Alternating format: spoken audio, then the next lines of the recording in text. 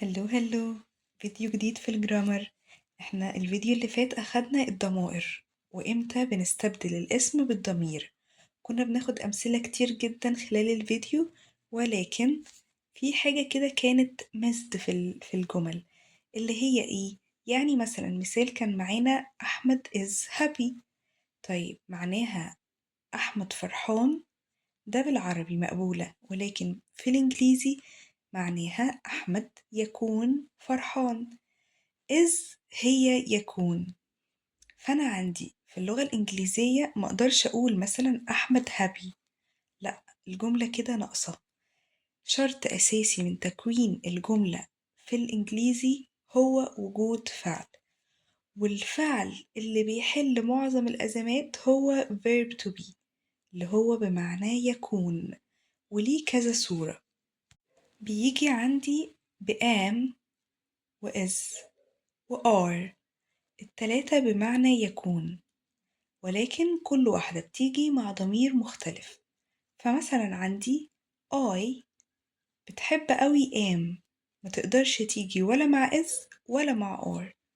فلما أشوف ضمير I في الجملة على طول أجيب am، أحط am جنب I، وكده تبقى معناها أنا أكون. I بمعنى أنا، أخدناها الفيديو اللي فات، وام يكون احنا قلنا verb to be بالتلات أشكال بتاعته، وأوقات بيكون ليه شكل be بس مش موضوعنا النهاردة، معناها يكون. طيب والضمائر التانية احنا أخدنا I و he و she و it و you و we و they. طيب لو أخدنا he و she و it، مين قوي حبيبهم في verb to be؟ هو is. فأنا لو شفت he she it أو أي اسم مفرد أحط على طول is. طيب يعني إيه اسم مفرد؟ أي اسم مفرد سواء عاقل أو غير عاقل، وإحنا قلنا الفيديو اللي فات إن عاقل بمعنى إنسان، أي حاجة تانية غير إنسان تبقى غير عاقل، ودي it هي اللي بتعود عليها، لأن it مفرد غير عاقل. أوكي؟ طيب فأنا لو شفت he she it على طول أحط is. طيب لسه مين؟ you we they، دول على طول ياخدوا are. يعني لو عايزة أقول you are أنت تكون، we are نحن نكون، they are هم يكونوا. أوكي؟ هنقول تاني عشان المعلومة دي مهمة جدا. دي بداية تكوين الجملة، فإحنا لو فهمنا القاعدة دي صح خلاص كده إن شاء الله هنعرف نكون جملة. طيب أنا دلوقتي قلت شكل verb to be بيجي بتلات أشكال am is are. I ما تحبش غير am، I تحب قوي am وبس، يعني ما ينفعش أقول I is أو I are، لأ، I معاها am على طول تلزق فيها. طيب he she it أو أي اسم مفرد عاقل أو غير عاقل. عاقل زي مثلا أحمد، هبة. غير عاقل زي tree شجرة، أو table الترابيزة، ياخدوا is. طيب you we they أو أي اسم جمع ياخدوا are.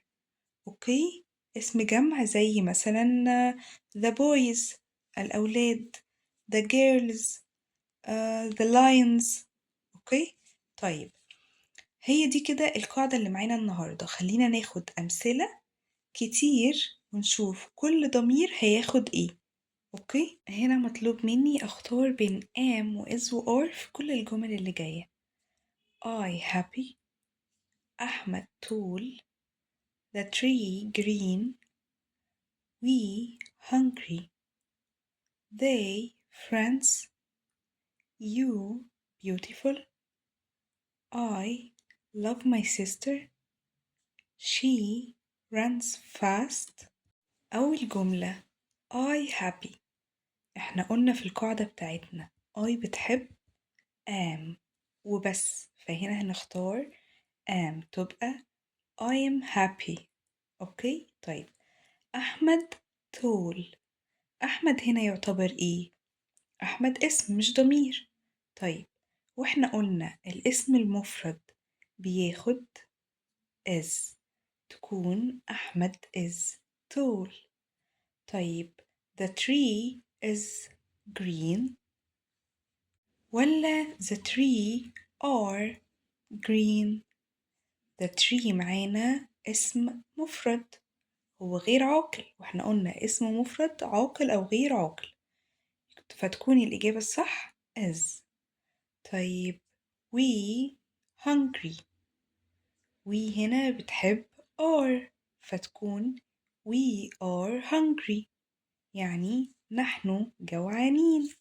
أوكي؟ طيب they friends. هم أصدقاء، ولكن قلنا ما ينفعش هم أصدقاء، لأ، هم يكونوا أصدقاء.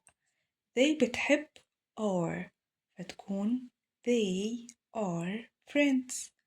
طيب you beautiful. أنت جميل، لأ بنقولها بالإنجليزي أنت تكون جميل، فهنا you بتحب are. you are beautiful. طيب I love my sister. I بتحب am، فهحط I am love my sister. هنا كده هنقع في غلط. ليه؟ أنا قلت am و is و are اللي هما verb to be بيجوا في الجملة اللي ما فيهاش فعل عشان يحلوا أزمة إن الجملة ما فيهاش فعل، فينفع أقول I am love my sister؟ لأ، ما هي love لو تفتكروا أول فيديو في الجرامر اللي هو الفرق بين الاسم والفعل، وقلنا الفعل يعني فيه حركة، فيه مشاعر، فيه أي حاجة كده، مش اسم شخص أو اسم مكان أو اسم جماد أو اسم حاجة، لأ. فlove هنا فعل، ما ينفعش أجيب verb to be مع الفعل، لأ، أنا أجيب verb to be في الجملة اللي ما فيهاش فعل. أوكي، فدي هتبقى الصح بتاعها I love my sister، بس من غير أي إضافة verb to be في الجملة. طيب اللي جاية دي انتوا اللي هتحلوها. she space runs fast. هل أحط is ولا محطش حاجة؟ الإجابة الصح إني محطش حاجة. ليه؟ لأن run برضو فعل يجري، فده فعل. لو الحتة دي متلخبطين فيها ارجعوا لأول حلقة، الفرق بين الاسم والفعل. طيب she is runs fast برضو غلط، يعني ملوش لازمة verb to be في الجملة هنا، أنا عندي أصلا فعل، فالصح بتاعها هتكون she runs fast. وهنعرف بعد كده إمتى نضيف للفعل اس وإمتى منضيفش اس، إن شاء الله نعمل حلقة جديدة للموضوع ده. فكده أخدنا أمثلة كتير على verb to be وإمتى نستخدم verb to be مع الضمائر ومع الأسماء. verb to be ممكن يجي بشكل تاني، إزاي؟ ممكن ألاقي الضمير بعديه verb to be ولكن apostrophe وبعد كده باقي الكلمة، يعني مثلا I am هشيل ال A في ال am وأحط apostrophe وتبقى apostrophe M، والإس أشيل ال I وأحط apostrophe S، والR هشيل ال A وأحط apostrophe RE. أوكي، طيب زي كده I am تبقى I am I apostrophe M، he is he apostrophe S، she is she apostrophe S، وهكذا. طيب ليه بعمل كده؟ اختصار. أوكي، يعني من كتر ما بيحبوا بعض بقوا لازقين في بعض، بقت كلمة واحدة. لو تاخدوا بالكوا I am في space بين ال I وال am، ولكن لما دمجناهم مع بعض وبقت I apostrophe M خلاص بقت كلمة واحدة، ما بقاش في space بين ال I وال am. أوكي، وهكذا مع باقي الضمائر. طيب هل الاختصارات دي بتحصل مع الأسماء كمان؟ لأ، الاختصارات دي بتحصل مع الضمائر فقط، يعني مثلا لو عندي علي is، ينفع أقول علي apostrophe s؟ لأ، مع الضمائر فقط. ليه؟ عشان يدل إن هما بقوا كلمة واحدة، يعني إن هما قريبين قوي من بعض. طيب أنا لو عايزة أقول لا يكون، احنا عرفنا إن am و is و are بمعنى يكون. لو عاوزة أقول لا يكون أقولها إزاي؟ هنا بتيجي not بمعنى لا، ودي اسمها نفي، يعني أنا بنفي إن هو سعيد. مثلا لو عايزة أقول he is happy، أنا لأ بقول هو لا يكون سعيد، أنا بنفي إن هو سعيد، يعني بقول لأ هو مش سعيد، هو لا يكون سعيد. هقولها إزاي؟ القاعدة بتقول إن not بتيجي بعد am أو is أو are بعد verb to be. أوكي؟ طيب he is happy، فين هنا verb to be؟ is. طيب هجيبها إزاي؟ he is وأحط not happy، هو لا يكون سعيد. طيب احنا أخدنا إن he مع is أوقات بنشوفها he apostrophe s، هل هنا أعرف أحط he apostrophe s not happy؟ لأ، not هنا بقى لما بتيجي مع verb to be بتحب تكون طماعة شوية، بتاخد verb to be معاها، بيكونوا هما الاتنين كلمة واحدة، وبتسيب الضمير خالص لوحده. يعني لو شفنا not في الجملة نعرف إن ده كده نفي وبتلزق في verb to be، والضمير بيكون لوحده ما بيكونش لازق في verb to be. طيب يعني لو عايزة أقولها he is not happy بس ألزق is و not مع بعض، طيب هنعملها إزاي؟ he الضمير لوحده isn't happy، is زي ما هي و not هختصرها تبقى n apostrophe t. طيب والاتنين لزقوا في بعض بقوا كلمة واحدة، يبقى is not هي is n apostrophe t. اوكي؟ طيب عايزين ناخد مثال تاني. I am happy، I am happy أنا أكون سعيد. طيب I am not happy أنا لا أكون سعيد. I am not happy. طنط بقى am دي زي ما هي ما بتتغيرش، I بتاخد am لوحدها ما بتروحش مع حد تاني، وهما الاتنين بيحبوا بعض، ف not ما بتقدرش تسيطر على am وما بتقدرش تسيطر على I، ف I am بيكونوا لازقين في بعض، زي ما احنا واخدين عادي ان الضمير اوقات بيدخل مع verb to be ويكونوا كلمة واحدة، ونوت بتفضل وحيدة زي ما هي في حالتها الأصلية من غير ما تكون إن apostrophe t أو نختصرها. الحالة دي في I بس، I am not ما بتختصرش معاها، و am و not ما بيدخلوش بيكونوا كلمة واحدة، لأ I am هما اللي كلمة واحدة، بس زي المثال اللي فات he she it is، ولو استخدمت معاهم not تبقى isn't is n apostrophe t، ونفس الحوار مع are. يلا ناخد مثال على are. لو عايزة أقول هم يكونوا أصدقاء، they هم are يكونوا friends أصدقاء، they are friends. طيب لو عايزة نفيها، طيب قولوا معايا كده، احنا قلنا not بتيجي بعد am و is و are، فهتكون they are not friends، they are not friends. عايزين نختصرها، احنا قلنا ان I am بس هي ال not بتفضل معاها زي ما هي، فدي كده زي ال is وزي ال are بيدخلوا مع not بيكونوا كلمة واحدة، يبقى الضمير هينزل زي ما هو they aren't friends، are نزلت زي ما هي و not بقت n apostrophe t، they are friends بقت they aren't friends. اتفقنا؟ فزي ما اتفقنا I am بتيجي معاها not في حالتها الأصلية. I بتسيطر على am وبيكونوا هما الاتنين كلمة واحدة، و not بتكون زي ما هي. ولكن he she it you we they بيفضلوا زي ما هما، و as بتندمج مع not. ده كده في حالة النفي، وبيكونوا كلمة واحدة. is بتكون زي ما هي، و n o t بتتحول n apostrophe t، و are بتكون زي ما هي، و not بتتحول n apostrophe t.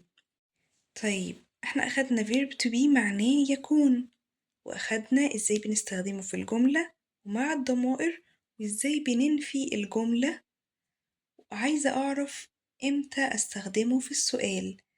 طيب بمعنى ايه في السؤال؟ هل يكون المثال بتاع السيشن المرة دي he is happy.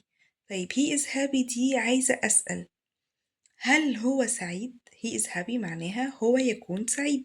طب عاوزة أسأل هل هو سعيد؟ هقولها ازاي؟ بسيطة قوي، هبدأ ب verb to be وبعديها الضمير وبعد كده باقي الجملة. يعني ايه؟ طيب he is happy هبدأ verb to be تكون is، الضمير هنا ايه؟ he، فهتكون is he happy. هل هو يكون سعيد؟ طيب المثال التاني they are friends هم يكونوا أصدقاء. عايزة أقول هل هم يكونوا أصدقاء؟ طب هقولها ازاي؟ زي ما اتفقنا بنبدأ ب verb to be وبعد كده الضمير وبعد كده باقي الجملة. طيب فين هنا verb to be؟ are هينزل الأول، تبقى are بعد كده الضمير are they friends. هل هم يكونوا أصدقاء؟ جميل قوي. طب أنا سألت هل هو يكون سعيد، عايزة بقى أجاوب على السؤال ده. هل معاها كده علامة استفهام، بنرد عليها بحاجتين yes or no، أيوة أو لأ. طيب مثلا is he happy؟ هل هو يكون سعيد؟ yes he is، أيوة هو يكون سعيد. ممكن تكون he is happy أو he is. أوكي. طيب لو عايزة أقول لأ هو مش سعيد أو هو لا يكون سعيد، هتكون لأ بالإنجليزي يعني no، وهنحط الكاما وبعد كده he isn't happy. بصوا no جبت not، no جابت not. yes he is happy دي الجملة العادية، أيوة هو يكون سعيد بالعربي. طب لو بالإنجليزي yes he is happy سهلة. طيب التانية اللي هي بنو بالعربي لأ هو لا يكون سعيد، احنا قلنا لا يكون هي دي النفي، صح كده؟ طيب فهتكوني ازاي؟ no he isn't happy أو he is not happy. ليه؟ لأن أنا بنفيها بقول هو لا يكون سعيد، فكده no بيجي معاها not، no بتيجي في النفي. اتفقنا؟ اتفقنا. طيب ناخد مثال تاني. المثال التاني are they friends هل هم يكونوا أصدقاء؟ جاوبوا انتوا كده معايا اللي عايزين الإجابة ب yes و no.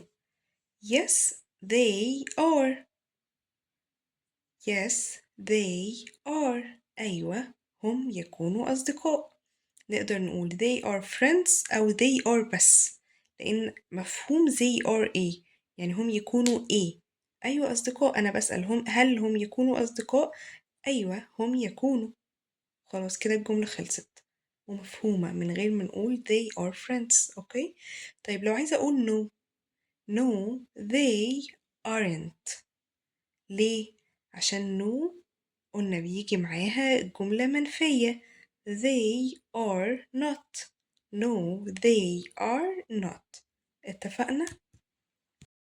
احنا كده خلصنا فيديو النهاردة، عرفنا كل التفاصيل عن verb to be وكمان ازاي بنستخدمه في الجملة، وبنستخدمه ازاي مع الضمائر واختصاره مع الضمائر، وازاي بننفي الجملة اللي فيها verb to be، وكمان ازاي بنعمل سؤال ب verb to be وبنرد على السؤال ده بإجابة سواء ب yes or no. يا رب تكونوا استفدتوا، متنسوش تعملوا لي لايك وسبسكرايب على اليوتيوب، ولو في أي سؤال تقدروا تكتبوه في الكومنت. See you in the next video. Bye bye.